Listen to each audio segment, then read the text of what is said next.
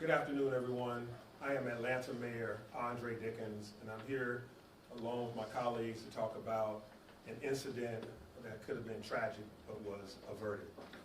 So we're joined here by the COO of this city, our Chief of Police, as well as Captain Shapiro from Spiricio from Cartersville Police, as well as our FBI lead, Mr. Brown, as well as our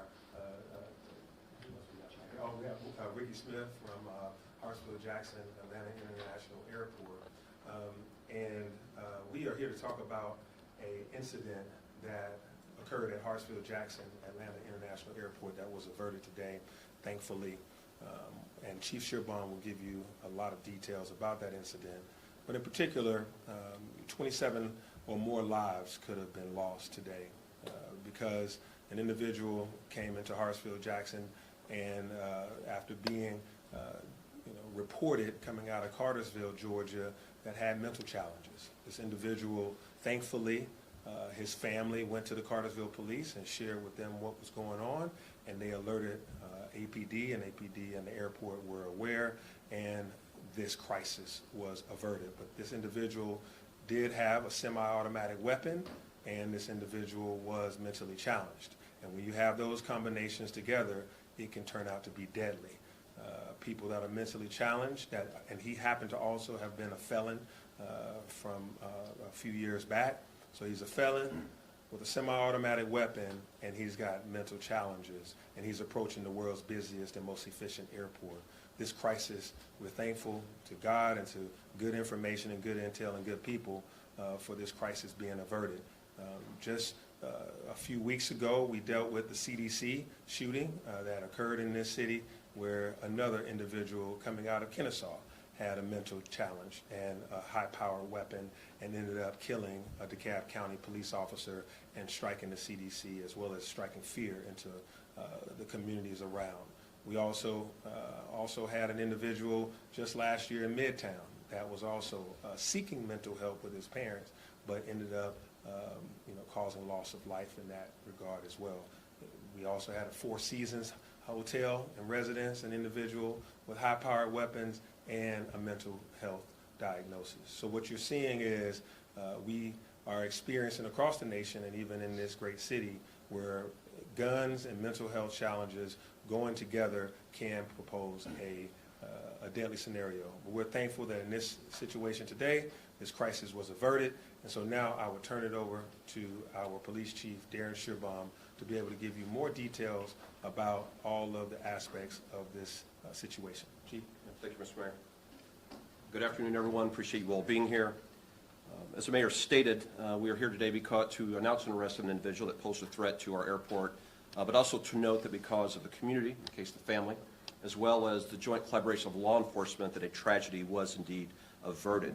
The Atlanta airport, the busiest in the world, most efficient, remains safe. Each and every day we have a range of resources in place to keep the airport safe, including our special response team and the many officers that are assigned there. That team trains regularly for scenarios just like today. And I want to thank the men and women of the airport for their response.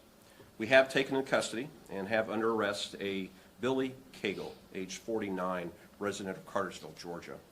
At approximately 9:40 this morning, the Atlanta Police Department was alerted by the Cartersville Police Department of a potential threat at the airport.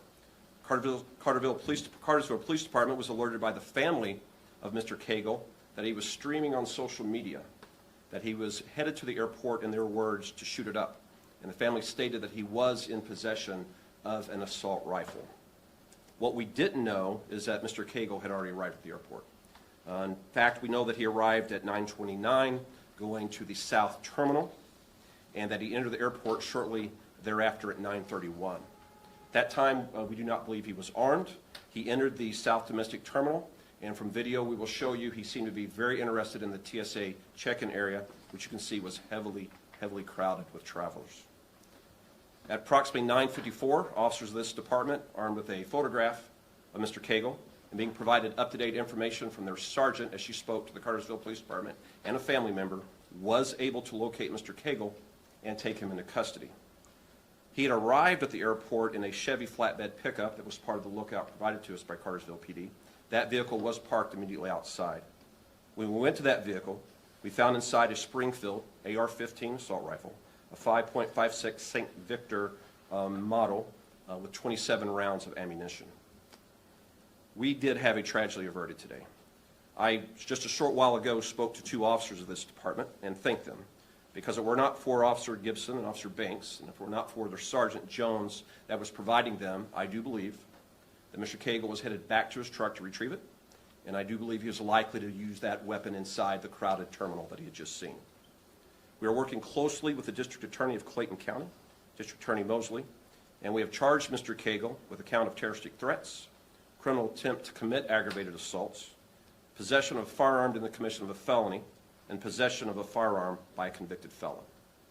We're here today briefing you on a success and not a tragedy, because a family saw something and said something. A family knew they had a family member in crisis, they knew they had access to firearms, and they were on social media. This is something we've seen across the country time and time again. Social media postings, people with an awareness, individuals with access to a firearm. But today, the family said something. The local police in Cartersville quickly notified the Atlanta Police Department. And the Atlanta Police Department, using its resources at the airport, took the individual into custody. So today is how it should work. Community, law enforcement, dedicated men and women wearing the uniform and trained to respond when their community needs them. So thank you, Mr. Mayor, for making sure we have the resources to keep our airport safe and keep our city safe. And thank you to the men and women of the Atlanta Police Department, particularly our airport section, for what you did today. And now I'm going to turn the podium over to our representative from Cartersville, Captain Sparacio, for comments from him. Thank you. Good morning. So this morning, just after 9:30, we were alerted by family members that Mr. Cagle was en route to somewhere in the Atlanta area. They weren't sure. Ultimately, we found out it was the Atlanta airport, and that he had the intention to inflict harm to as many people as he could. We were able to get in touch with the Atlanta Police Department. Our investigators were able to quickly determine what kind of vehicle he was in, get very recent pictures of that vehicle, and get all those over to the Atlanta Police Department in a timely manner, and ultimately get this, what could have been a crisis, averted. And it's because of the hard work, dedication of the excellent investigators we have, the patrol officers that initially took the report, that they were able to take care of that. We are familiar with Mr. Cagle.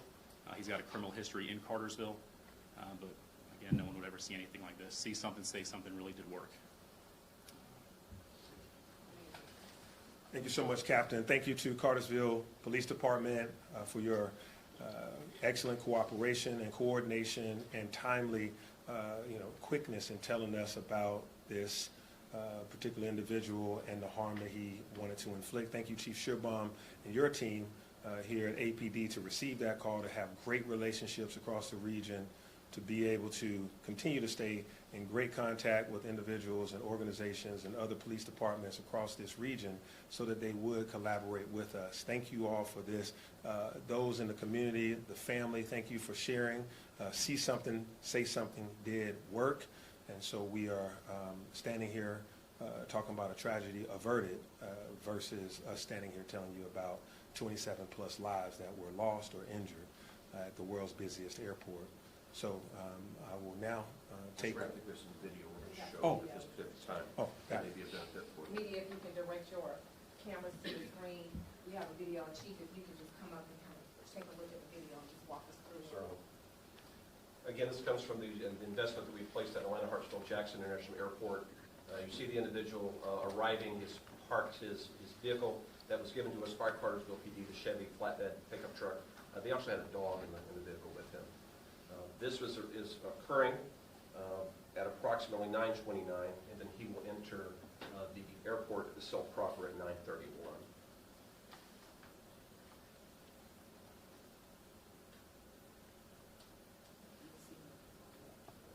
He'll be entering top left. You see him right here in the blue shirt.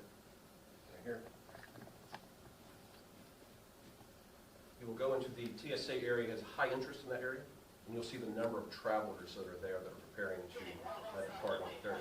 Our officers, armed with this photograph, are able to pick him out of that crowded area. They're able to take him into custody.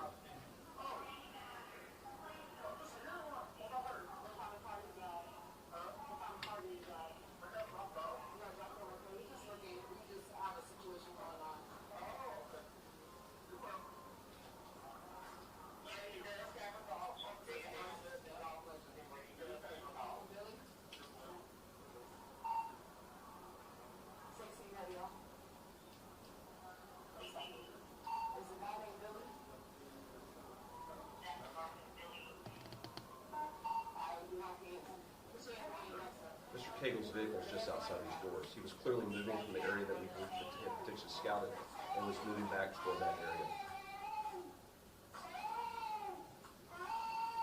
Mr. Cagle was checked out by EMS. They determined he had no injuries, and he would be later be transported to his detention area. And then we're going to have next the weapon that is located inside the vehicle. Thank you, Director Spucks. The officers at this time are handcuffing him. Because of his size, and what you have in the description, they did require to use 2 sets of handcuffs to be able to properly secure him.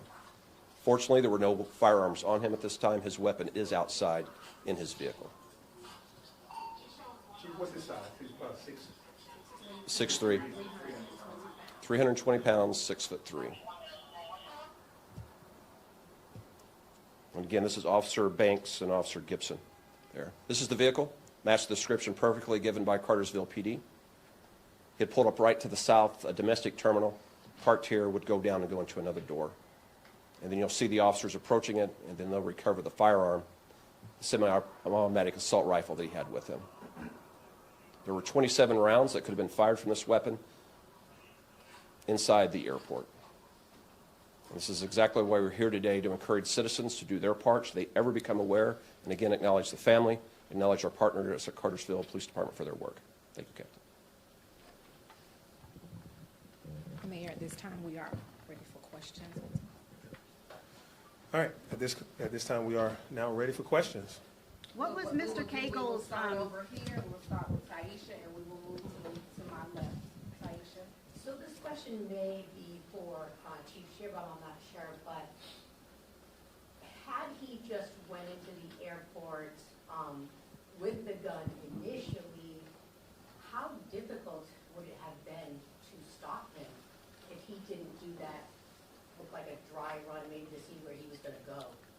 I don't want to go into the full capabilities that we have at the airport. We prepare for this very scenario. We tabletop for it.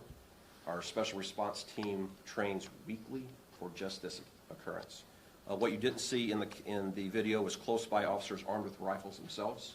Any of you that travel through our airport commonly see them in the atrium. That's why they're there. You see officers with sidearms that are ready, prepared to move out. So should that scenario ever rise, as it has elsewhere in the city, we're going to be ready for it through training, for proper equipment and capability. We just pray that we're never called upon to do that. This is what a proper response by citizens and by law enforcement should look like. John 5. Chief, do you know how he got the weapon? Was it a weapon that he purchased legally? The investigation has been ongoing since this morning about 10 o'clock, and so we're still working through that. We are joined today by the Federal Bureau of Investigation, so our federal authorities will be assisting us in determining how we obtained the firearm, which he was not able to legally possess. And that's one of the charges he's been charged with. 11. Veronica? yes, so the family alerted you to what Mr. Cagle possibly had in mind. Did they say why he wanted to do this, some sort of motive? And also, how much ammunition did he have in addition to what was in the rifle? All right, the investigation will determine if there was a motive. Right now, we've recovered 27 rounds. He had the capability to fire through that weapon.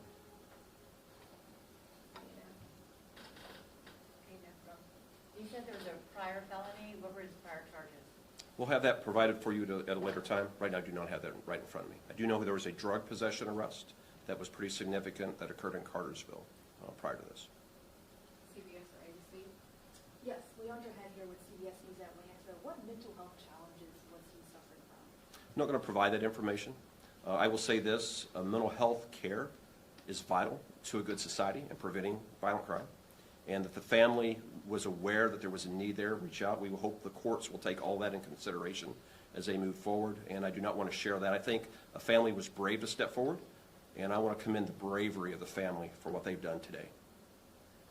So in the video that we saw, the guy goes around the Delta area, the South Terminal. Did he actually go towards the TSA area and look around there and, I guess, plan? Yes, sir. We have other video of him being in that space. Has the suspect spoken with investigators, and if so, what is he saying? Investigation is still ongoing. I cannot release any information that he may have given to our investigators. All right, we'll start back over. We'll start with you and work our way back in. Any questions? Of course, you guys mentioned about the response time. How fast would it we saw the officer with the phone, with the picture of the guy. How fast were you guys able to identify him and see him in the airport? Certainly, the timeline is we received the call at 9:40, and we had him in custody at 9:54. And as you can see, that was a very crowded area, and the officers, you can see in their hands, had the photograph. They were scouring the area. This is just one of 2 officers. We had officers all out the airport looking.